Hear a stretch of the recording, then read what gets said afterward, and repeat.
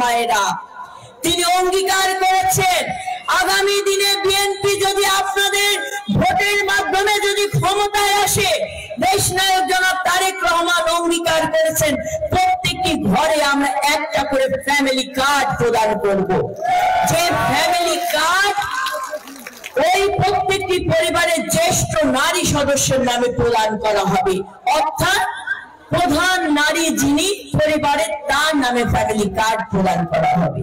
সেই কার্ডের মাধ্যমে আপনি আপনার নিত্য প্রয়োজনীয় দ্রব্যগুলো কিনতে পারবেন, আপনি আপনার সমস্যার সমাধান করতে পারবেন।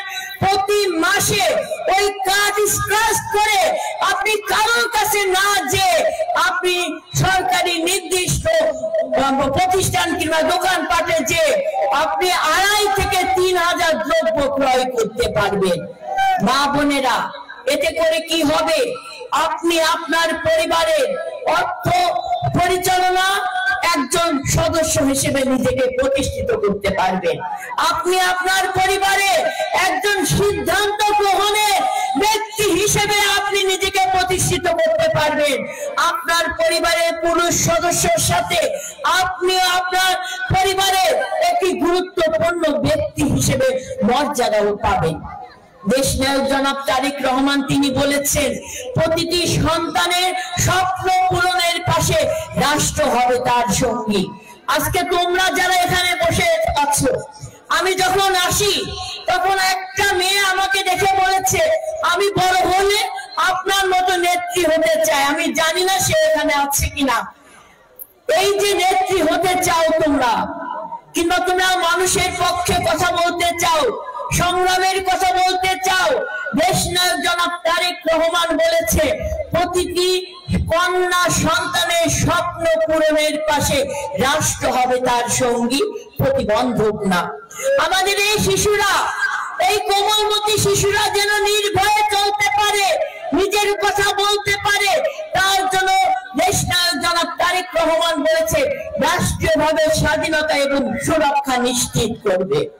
আমার মা বোনেরা, জনাব তারেক রহমান অঙ্গীকার করেছেন প্রত্যেকটি নারীকে এমন ভাবে তৈরি করা হবে যেন সে শুধু চাকরির পিছনে না ছোটে, সে নিজেকে প্রতিষ্ঠা করার জন্য একজন উদ্যোক্তা হিসেবে নিজেকে গড়ে তুলতে পারে।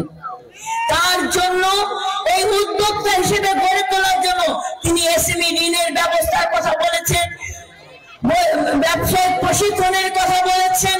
তিনি বলেছেন মেয়েদেরকে আর্থিক সহযোগিতার মাধ্যমে আমরা তাদেরকে একজন উদ্যোক্তা হিসেবে গড়ে তুলব। অর্থাৎ একটা মেয়ে যদি উদ্যোক্তা হয়ে নিজেকে প্রতিষ্ঠিত করতে পারে, সে আরো 10টা মেয়ের কর্মসংস্থানের পথ সৃষ্টি করতে পারবে।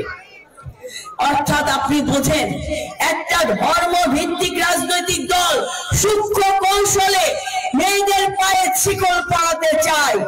তারা 8 ঘন্টা কর্মের বিনিময়ে 5 ঘন্টা কর্মের কথা বলে। আমি আমার নারী সমাজের প্রত্যেকটি মা বোনদেরকে বলবো, সারা বিশ্ব যখন নারী ক্ষমতায়নের জন্য লড়াই করছে, সমমর্যাদার জন্য লড়াই করছে, আমরা যেমন সমনেতৃত্বের জন্য লড়াই করছি, তখন এই 8 ঘন্টা কি 5 ঘন্টা নির্ণয় করার দায়িত্ব কাউকে আছে? নাই। আমরা কাউকে সেই ক্ষমতা দেই নাই।